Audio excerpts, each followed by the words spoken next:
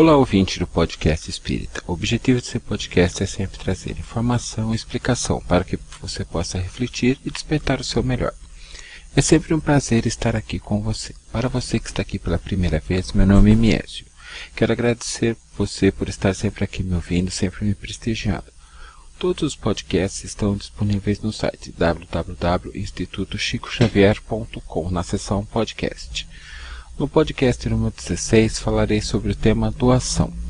Quero me desculpar pelo espaço de tempo desde o último podcast. Várias coisas mudaram, principalmente os meus horários, e me perdi no meu gerenciamento de tempo. Você, nosso ouvinte, pode não imaginar, mas às vezes para escrever um podcast pode levar semanas de pesquisas, muitas revisões, mas em outras ocasiões só sentar ao micro e as palavras vêm com uma facilidade e lucidez imensa. Facilidade essa com certeza orientada por algum bom irmão espiritual, a qual agradeço muito. Então vamos lá, doação de quê?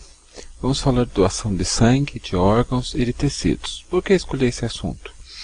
Algum tempo atrás entrei numa troca de ideias no Facebook, num grupo espírita sobre doação, e notei que muitos irmãos espíritas têm um preconceito enorme contra a doação. Algum escritor espírita escreveu algo contrário a isso e muita gente se apegou. Antes de focar em qualquer aspecto espiritual, vamos focar primeiro nos aspectos técnicos. Vamos começar pela doação mais conhecida, a doação de sangue. O que é? A doação é a retirada de aproximadamente 450 ml de sangue através da inserção de agulha em um dos braços. A coleta é feita por pessoal capacitado e sob supervisão de um médico ou enfermeiro, garantindo o bem-estar do doador.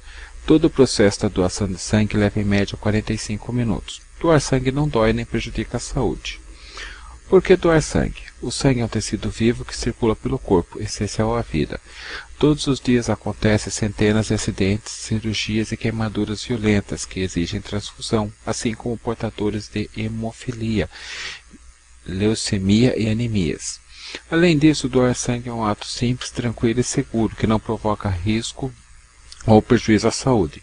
Se cada pessoa saudável doasse sangue espontaneamente pelo menos 2 vezes ao ano, os hemocentros teriam hemocomponentes suficientes para atender a toda a população. O sangue não tem substituto, por isso a doação espontânea e periódica é fundamental. Uma única doação de sangue pode salvar várias vidas. Doar sangue é uma atitude necessária de solidariedade, cidadania e amor. Mais alguns detalhes. Sangue não se fabrica artificialmente. O sangue doado não ultrapassa 10% do volume em circulação no corpo.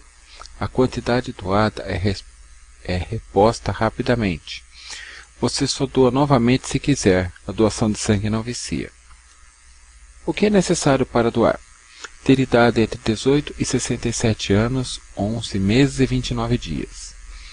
Doadores com idade entre 16 e 17 anos de idade são aceitos para doação mediante a presença e autorização formal dos pais ou responsável legal. O limite de idade para a primeira doação é de 60 anos. O candidato à doação deve estar em boas condições de saúde, sem feridas ou machucados no corpo.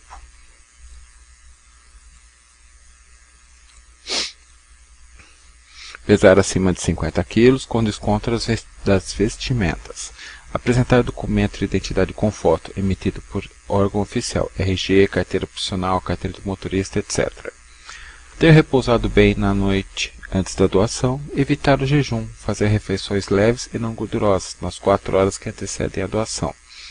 Evitar o uso de bebidas alcoólicas nas últimas 12 horas. Evitar vir acompanhado com crianças, sem acompanhantes. Após a doação, o que devo fazer? Não fumar por um período mínimo de 2 horas. Nas 12 horas após a doação, não praticar exercícios físicos e atividades perigosas, como subir em locais altos ou dirigir caminhão, ônibus em rodovias, etc. Permanecer no centro hemoterápico após a doação por 15 minutos. Não forçar o braço em que foi realizada a punção no dia da doação, para evitar sangramentos e hematomas. Retirar o curativo 4 horas após a doação. Sobre a doação de órgãos e tecido. Como posso ser um doador? Hoje no Brasil, para ser um doador, não é necessário deixar nada por escrito, em nenhum documento. Basta comunicar à sua família o desejo da doação. A doação de órgãos só acontece após autorização familiar. Que tipo de doador existe? O doador físico, vivo, Qualquer pessoa saudável que concorde com a doação. O doador vivo pode doar um dos rins, parte do fígado, parte da medula óssea e parte do pulmão. Por lei, parentes até 4º grau e cônjuge podem ser doadores, não parentes, somente com autorização judicial. Doador cadáver são pacientes em UTI, com morte encefálica, geralmente vítimas de traumatismo craniano ou AVC. A retirada dos órgãos é realizada em centro cirúrgico, como qualquer outra cirurgia. Quais os órgãos e tecidos podem ser obtidos de um doador cadáver? Coração, pulmão, fígado, pâncreas, intestino, rim, córnea, veia, ossos e tendão. Para onde vão os órgãos? Os órgãos doados vão para pacientes que necessitam de transplante e estão aguardando em lista única, definida pela Central de Transplantes da Secretaria de Saúde de cada estado e controlada pelo Ministério Público. Como posso ter certeza do diagnóstico de morte encefálica? O diagnóstico de morte encefálica é regulamentado pelo Conselho Federal de Medicina. A morte encefálica será caracterizada através da realização de exames clínicos e complementares durante intervalos de tempos variáveis, próprios para determinadas faixas etárias. Os exames devem ser realizados por pelo menos 2 médicos diferentes, que não poderão ser integrantes da mesma equipe de remoção e transplante. Após a doação, o corpo fica deformado? Não, a retirada de órgãos é uma cirurgia como qualquer outra e o doador poderá ser velado normalmente. Vamos falar sobre os aspectos espirituais. Em alguns círculos espíritas, questões como influência negativa do karma, rejeição dos órgãos por incompatibilidade de nível energético levam vários espíritas a negligenciar a doação de sangue e órgãos. Vamos pensar um pouco. Doação de sangue é uma coisa super simples, rápida e indolor. Que desculpa temos para não fazê-la? Doação de órgãos após a morte ou no UTI, que diferença faz? Não estaremos mais precisando deste corpo terreno. E se eu tivesse a chance de acordar no UTI e ter uma vida normal, e como sou doador de órgãos eu vou acabar desencarnando por isso? Tenha certeza absoluta que nossos bons amigos espirituais, mentores, guardiões, anjos da guarda, ou seja lá como for que você chame, não vão deixar que isso aconteça. Quando se pode precisar que uma pessoa está realmente morta? Segundo a American Society de Neurologia, morte encefálica é o estado irreversível de cessação de todo o encéfalo e funções neurais, resultantes de edema e maciça distribuição dos tecidos encefálicos, apesar da atividade cardiopulmonar pode ser mantida por avançados sistemas de suporte vital e mecanismos de ventilação.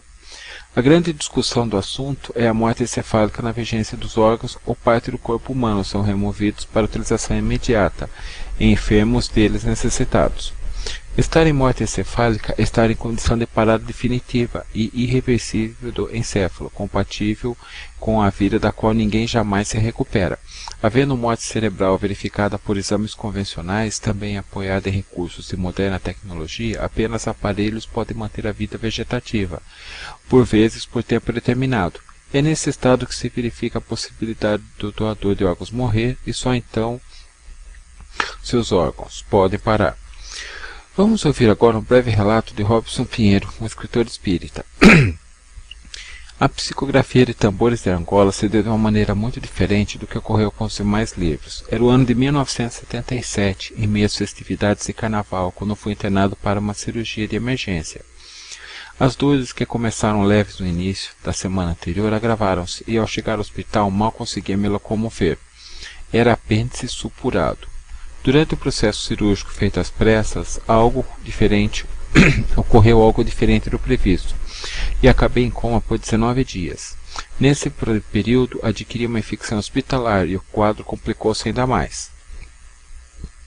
Embora hoje já consiga rever os detalhes do acontecido com certo riso, naquela época não foi nada fácil. No entanto, a experiência foi muito rica em aprendizado.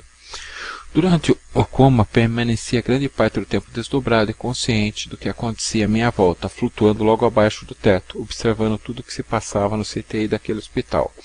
Ouvia o comentário dos médicos e das poucas pessoas que tinham acesso ao local para a visita.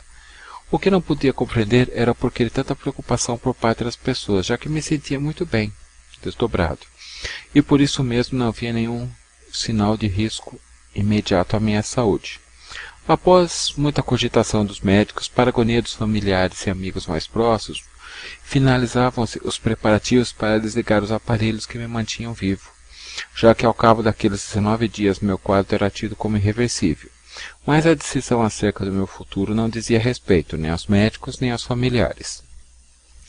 Num lance imprevisível e para lá de inusitado, o espírito Joseph Gleber, incorporado em mim dentro da CTI, levanta imediatamente meu corpo da maca, retirando com minhas próprias mãos os aparelhos ligados ao meu corpo.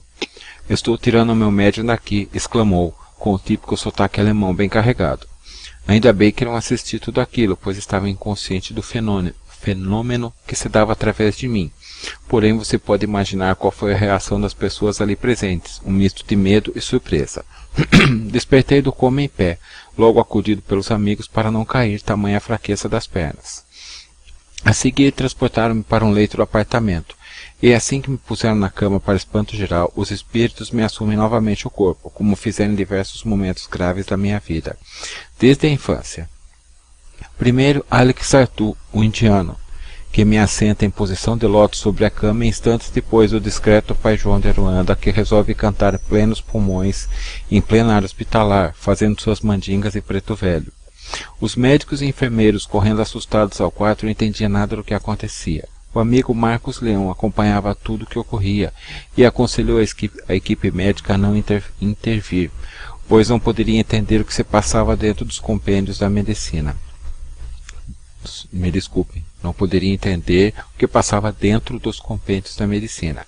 Contaram-me mais tarde que vários espíritos, entre eles Erivilda Batista, minha mãe, Arthur, um dos mentores em nossas atividades, e Sheila, apresentaram-se através da psicofonia, ainda quando estavam no quarto do hospital, alguns deles provocando inclusive efeitos físicos. Segundo o prognóstico médico, que graças a Deus em grande parte das vezes é falho, a infecção hospitalar deveria causar vários reveses, como queda de cabelo, perda de unha e dentes e sabe-se lá mais o que, muito em virtude da quantidade de antibióticos potentes que fora necessário utilizar. Além do mais, haviam descoberto que eu era diabético e que, sendo assim, a cicatrização da cirurgia não se daria dentro do prazo previsto. Felizmente, tudo correu diferente.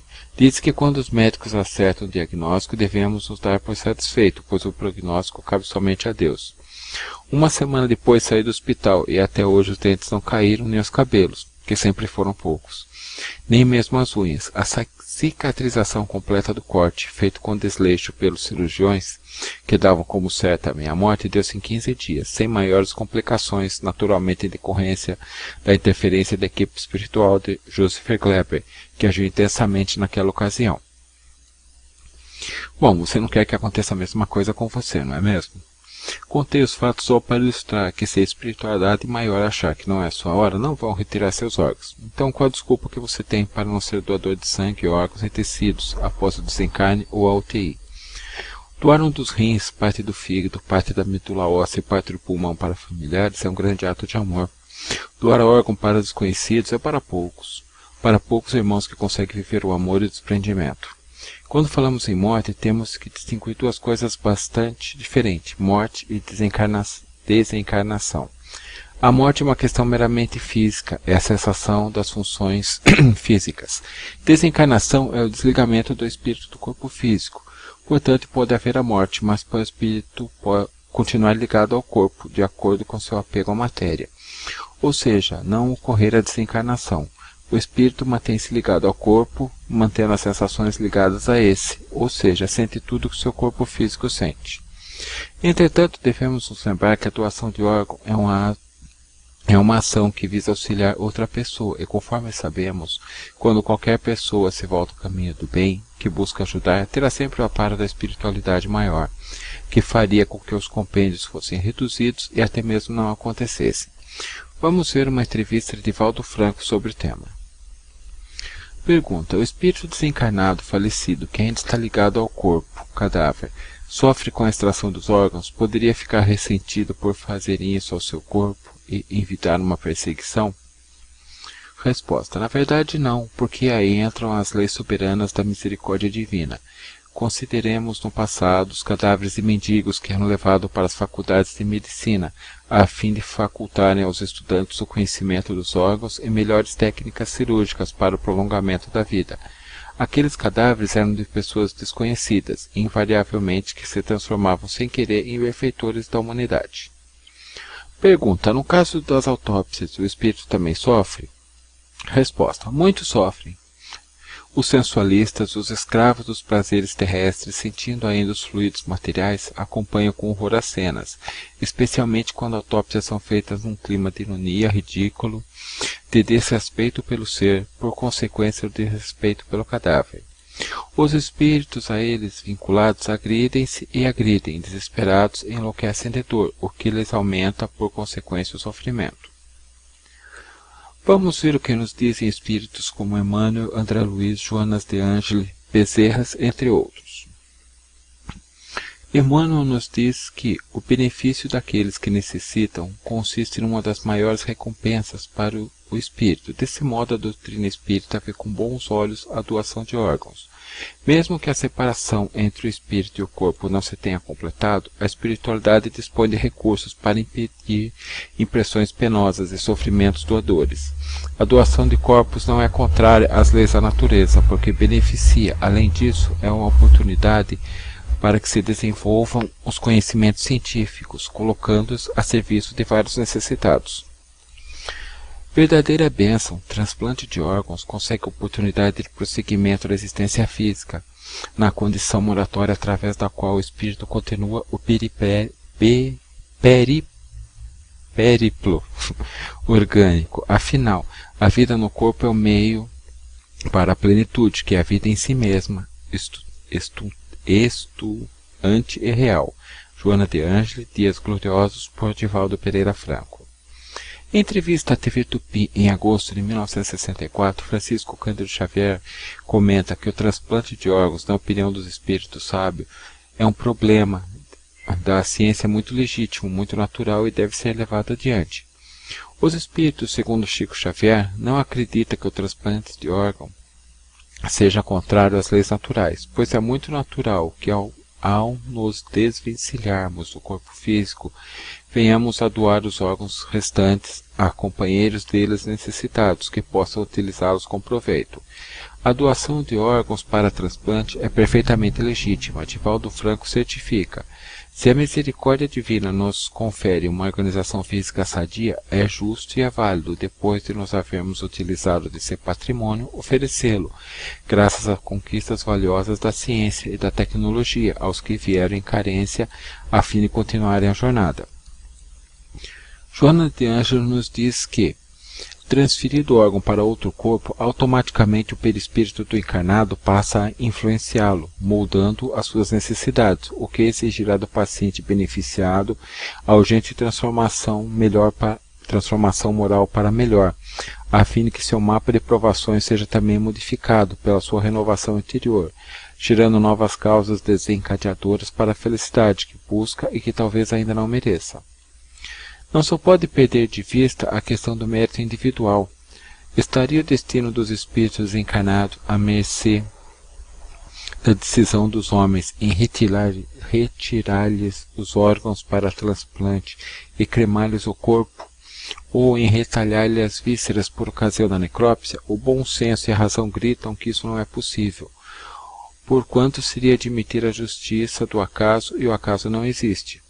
Podemos assim partir do princípio que grandes vultos do espiritismo não têm opinião contrária quanto ao transplante de órgãos, sendo inclusive abertamente a favor, tendo ainda a dizer que, uma vez que tudo somente acontece com a permissão de Deus, e foi Ele que deu ao homem a capacidade intelectual e tecnológica de realizar tais feitos na medicina, o transplante de órgãos nada mais é do que uma consequência do avanço natural da humanidade, assim como podemos colocar nesse parâmetro a eletricidade, os meios de comunicação, a criação da vacina, etc. Um dos grandes argumentos que os opositores do transplante utilizam é o fato que muitas vezes os espíritos que desencarnam não aceitam esse desencarne e que ficam próximos ao corpo tentando retornar a ele. Assim, com a retirada de órgãos, o transplante dos mesmos, esses espíritos entrariam em profundo sofrimento no mundo espiritual, ou se revoltariam e iniciariam uma obsessão sobre o receptor. No meu ponto de vista, esse fato apresenta uma distorção da verdade. Lembremos que após o rompimento dos laços que ligam o espírito ao corpo, o mesmo não pode retornar a este de maneira alguma, e que após algumas horas todo aquele organismo estará entrando em decomposição, que é uma lei natural da matéria, o que leva a família a tomar medidas como enterro ou cremação. Neste caso, mesmo sem a retirada dos órgãos, o espírito está sofrendo igualmente, pois poderá acompanhar todo o processo, inclusive a decomposição do corpo, se este for o caso dele. Este sofrimento no mundo espiritual apenas se apresentaria para pessoas ainda muito ligadas ao mundo material, ao corpo, às posses físicas, etc. O que indica que de qualquer forma esse espírito passaria por um período maior ou menor de sofrimento, enquanto não se desfizesse destes laços, que são puramente psicológicos, e receberia auxílio dos socorristas. Sabemos pela vasta literatura espírita que muitos espíritos são adormecidos ou socorridos imediatamente após o desencarne e não tomam nenhum conhecimento do que ocorreu com seu corpo. Mais uma vez, a lei natural da causa e efeito vale acima de tudo, nos mostrando que apenas passará por sofrimento aquele que estiver em sintonia com os valores mais baixos e materiais. E neste canal o transplante não vai influir em nada para piorar a situação. No tocante à obsessão em torno do receptor, é para mim mais um caso onde a lei de causa e efeito imperará supremo, pois a própria doutrina nos esclarece isso. Sabemos que somente haverá obsessão espiritual se o obsessor e o obsidiado estiverem em sintonia espiritual, ou seja, por mais que o espírito tente prejudicar alguém encarnado, apenas conseguirá se encontrar na pessoa algum sentimento de recíproca verdadeiro, sintonizando com aquele sentimento negativo e se utilizando de sua interferência para prejudicar o receptor. Caso não exista sintonia, não haverá influência negativa. Muitas vezes atribui-se a rejeição à interferência do espírito doador, o que pode ser realmente verdadeiro, mas esquece-se de dizer também que pode ser feita uma programação kármica na vida do receptor, onde não está na sua programação a cura para determinado mal, pelo menos daquela vez. Outro fator de importante relevância é o fato dos receptores e sua família, na maioria das vezes, sentem uma gratidão profunda pelo desencarnado e oram por ele, o que vai melhorar sua situação no mundo espiritual. Sem contar que, mesmo inconsciente, ele está realizando um ato de caridade, permitindo que alguém sobreviva com seu sacrifício. Visto todos esses aspectos, amanhã você vai procurar no hospital da sua cidade doar sangue? Vai colocar a taxa de doador de órgãos no seu RG? Sinceramente, eu espero que sim. Um grande abraço, um grande dia para você, uma grande semana e até o nosso próximo encontro.